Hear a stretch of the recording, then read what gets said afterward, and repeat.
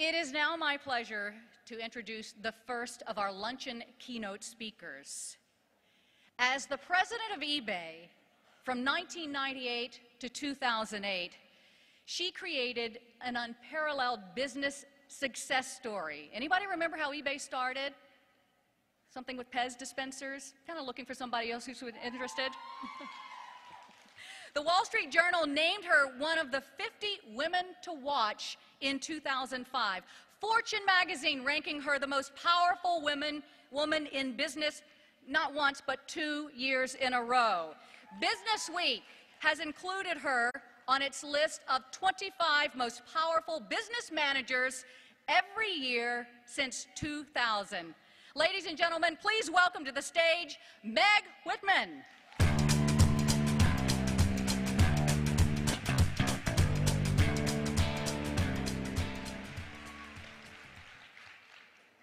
Well, good afternoon. Thank you for that very kind introduction, and thank you everyone for coming today. How great is this? 4,000 women. Way to go.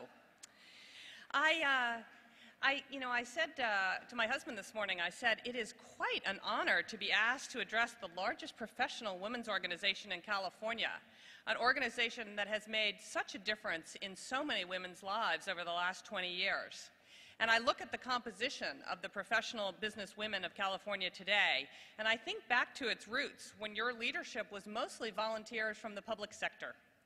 And the growth and diversity of women and success of women across California is reflected by all of us today. And it's volunteers, it's small business owners, it's top corporate executives, government leaders, opinion leaders. We're all here in this room, and that's a tremendous mark of achievement. So congratulations to everyone who is here. But of course, the journey is ongoing. And we have come far, but we need to go farther. And that's why we're all here today, to unite, to educate, and inspire one another. And I'd like to just recognize and thank Ann Barlow, Chairman of the Board of PBWC, and Chris Yelton, the Executive Director of PBWC. Thank you for all your work, and congratulations on this event. And finally, let me acknowledge Congresswoman Jackie Speer, the founder of this organization. PBWC was her vision. She's a remarkable person, one of courage and conviction, and she has done more for California than we can ever repay. So thank you, Jackie, and let's give Jackie a huge round of applause.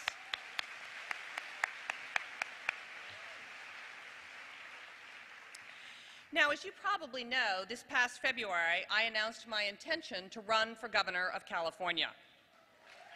Thank you. Thank you for that.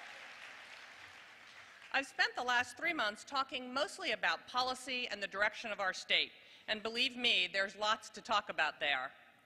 But today, I wanted to go in a different direction, and I'd like to talk about my personal journey. This is something I don't do very often, but I feel that with all of you, I can talk a bit more freely and maybe compare notes. And comparing notes is a good thing to do from time to time. I have been extremely fortunate in my career. I've worked very hard, and I'm proud of what I have accomplished, but it hasn't always been easy. Like so many of you, I've had to struggle to achieve the high expectations that I put on myself. All of us have to think dynamically. We have to chart new horizons, and we have had to overcome unique challenges and age-old pessimism about our abilities. But perhaps the biggest challenge for me during the past 30 years has been the struggle to stay true to who I am and to what I believe. It seems as if the values that define us are always under siege, and I believe this is especially true for women. Values are the composition of our humanity. They're our ethical DNA. We get them from our families, our friends, our schooling, our experiences, both good and bad. They nourish our sense of self and our worldview. They are the foundation for a happy life. Without them, we are rudderless, powerless to find our way in an ever more confusing world. Although most people know me as the former head of eBay, or these days, I suppose, as a gubernatorial candidate, if you ask me who I am, my first response is, I am my mother's daughter. My mother, Margaret, is now 88 years young, and she set me on a course in life through example, and on more than one occasion, a not-so-gentle nudge. The image of Mom that I most cherish is the one of her wearing coveralls, hands dirty, greasing a truck engine. You see, Mom spent much of World War II fixing trucks and airplanes in New Guinea. That's right, Rosie the Riveter sort of paved the way for Meg the manager. I know many of us in this room are in roles that seemed impossible at one time, but I can't help thinking what the gap must have been between the 1940s housewife and New Guinea war mechanic. Now, mechanic was not the initial plan. My father was in the Air Force in Guam. My mother decided to volunteer for the Red Cross and was shipped to New Guinea. The base, however, was short of mechanics, so Mom jumped in to help. She knew nothing about being a mechanic. She'd never looked under the hood of a car or fixed anything with a wrench. But she knew that's where the critical need was and where she could make the biggest contribution. The learning curve didn't stall her, but in fact, it fueled her. And I know we can all relate to this.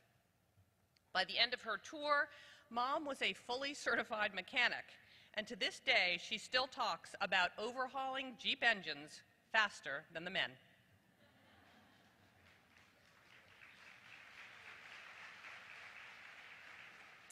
Now, fast forward years later, and believe me, we are skipping some very entertaining years for my mom. And my mom finds herself at the center of U.S. diplomacy. By sheer happenstance, my mom was part of only the second delegation to enter China after Nixon's historic visit in 1972. You may recall that this delegation was led by actress Shirley MacLaine. MacLaine was assembling a diverse group of American women to explore China and make a documentary film called Women Hold Up Half of the Sky. She wanted the group to be representative of all walks of American life. And Shirley MacLaine literally needed, quote, a rock-ribbed Republican who could wear a peck-and-peck suit. And Mom fit that role perfectly. And with only a few days' notice, she jumped at the opportunity to take the trip. Now, this was groundbreaking stuff. Remember, China at the time was still mostly closed to the world. It was a formidable, even frightening destination that few Americans knew very much about. And I will say the trip was an awakening for her. Mom had settled down with Dad after the war, but the journey to China brought out the mechanic in her again. She saw professional women, technicians, artists, women following different paths, both in the American delegation and in China. And she began to understand the opportunities that were available to her, to me and my sister, and so many other women. In the years that followed, my mom learned to speak Mandarin and returned to China 90 times, leading other groups and starting her own business, and became one of the preeminent tour group leaders for political delegations to China. And I must say this was brought home to me. When I went to eBay, we brought eBay to China. On the third trip, I brought along my mother. And my mother was more of a celebrity in China than eBay was. Everyone knew my mother. Government officials came to meetings that I never dreamed they would come to. And I must say, I was very proud of my mother, and I think my mother was proud of me.